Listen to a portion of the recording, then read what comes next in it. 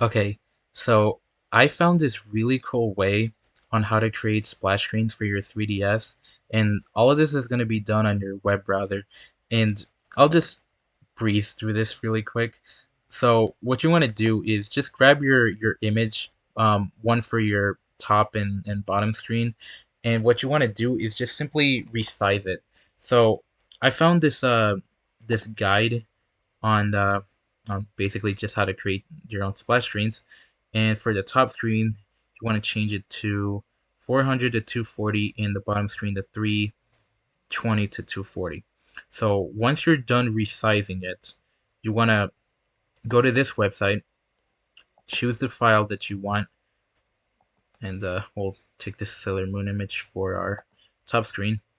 Go to load, and just simply download your bin file. So once you've downloaded that, for the top screen, you want to rename it to Splash, and for whatever image that you put for your bottom screen, you want to change that to Splash Bottom. And where stuff is gonna get a little differently. So after you do those two things, just close out of the page here, because this method that I found out about is like really awesome. So what you want to do is just simply download any splash screen, and it's gonna come like in this in your splashes folder on your SD card, and like all zipped. So just simply unzip it, and there's going to be these two files over here called splash bin and splash bottom.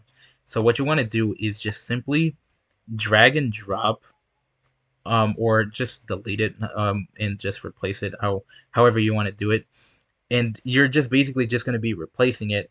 And and another thing you'll notice is whenever you go to your 3ds main menu, it's going to show up as two of them, like both, like one is going to be the modified one and the other isn't. So for it'll be useful if you like the splash screen that you're modifying. But yeah, that's basically a like a really easy way on how to make your own splash screen. And if you want, you can change the preview image or the icon, but I don't really care to do that. But yeah, that's basically how you do it. So I really hope this works out for you, and thanks for watching.